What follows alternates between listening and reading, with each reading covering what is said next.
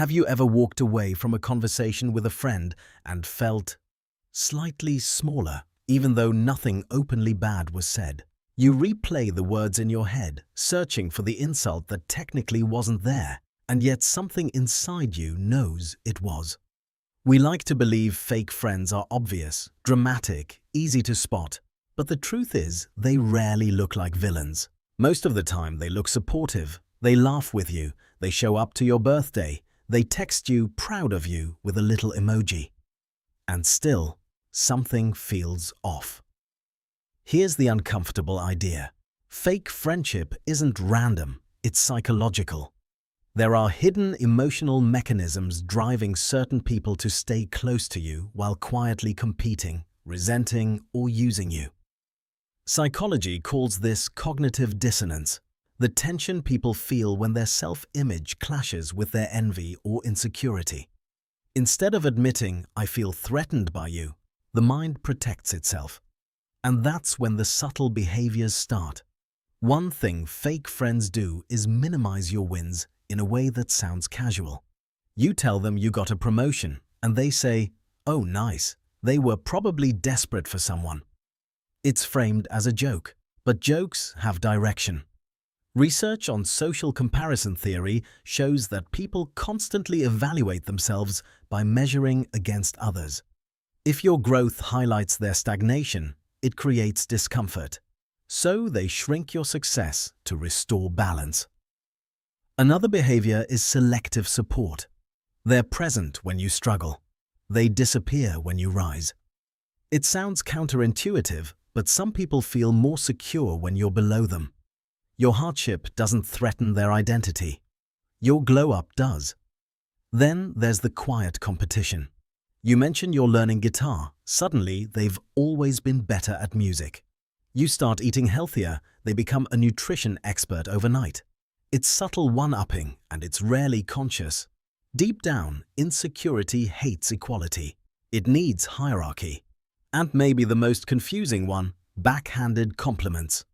"You look amazing. I wish I had your confidence to wear that." It lands strange. Because it is.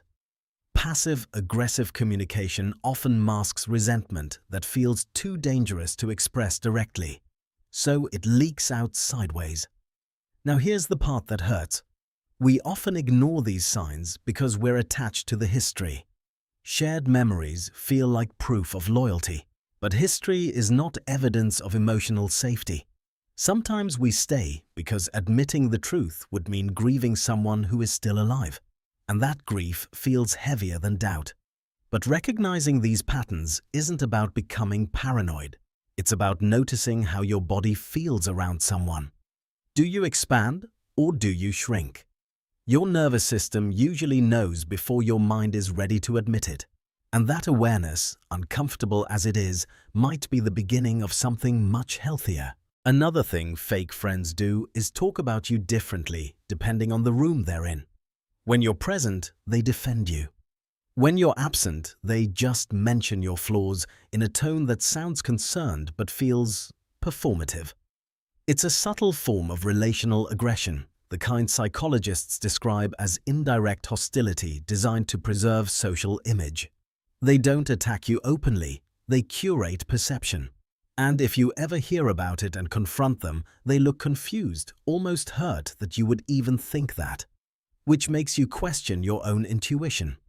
That confusion is powerful, because once you start doubting your perception, you become easier to manage. Another pattern is the slow erosion of your confidence, not through dramatic insults, but through repeated micro-doubts. "Are you sure that's realistic? Don't get too excited. I just don't want you to be disappointed." It sounds protective, but real protection empowers you. This kind of commentary plants hesitation. Over time, your excitement becomes quieter around them. Your ideas feel slightly embarrassing. You start editing yourself before speaking. And here's the psychological layer. People with anxious or insecure attachment often fear being left behind. If you evolve too fast, succeed too visibly, or become too independent, it activates their abandonment anxiety. Instead of processing that fear internally, they unconsciously try to slow you down. Not because they consciously want to sabotage you, but because your growth destabilizes their sense of connection. Then there's conditional loyalty. They're loyal as long as you mirror them, as long as you agree, as long as you don't challenge their worldview.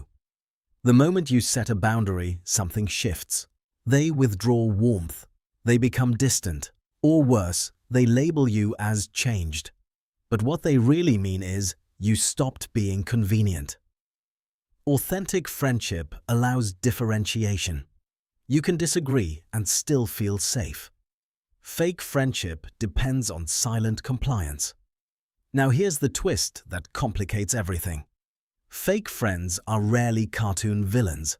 Most of them are operating from insecurity. They barely understand themselves. Social comparison theory explains how we constantly measure our worth against those closest to us. If your success highlights their self-doubt, their nervous system interprets you as a threat instead of an ally. So they regulate their discomfort the only way they know how. By minimizing you. By competing subtly. By keeping you emotionally close but psychologically small. Understanding this doesn't excuse the behavior, but it prevents you from internalizing it. Because the real danger isn't that someone envies you. It's that you start shrinking to make them comfortable. You laugh less loudly. You celebrate more privately. You delay opportunities so the gap doesn't widen. And this is where it becomes painful. The slow self-abandonment.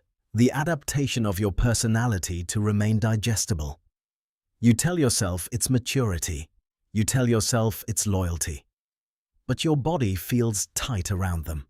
Your nervous system goes into subtle vigilance. You scan their reactions when you speak. That tension is information. When you begin to see these patterns clearly, something shifts internally. You stop chasing approval from people who experience your light as competition. You become more selective, yes, but also more aligned. You start valuing friendships where your success is celebrated without sarcasm, where boundaries don't threaten connection, where growth feels mutual, not comparative. Letting go might feel lonely at first. There's an emptiness when familiar dynamics disappear. But that emptiness is clean. It doesn't compress you. It expands you. So maybe the deeper question isn't how to expose fake friends. Maybe it's why you tolerated dynamics that required you to dim yourself. Because once you answer that honestly, not defensively, your standards shift. And when your standards shift, your circle inevitably changes. Not through confrontation, not through drama, but through quiet self-respect. And sometimes that quiet shift is the moment you finally choose yourself.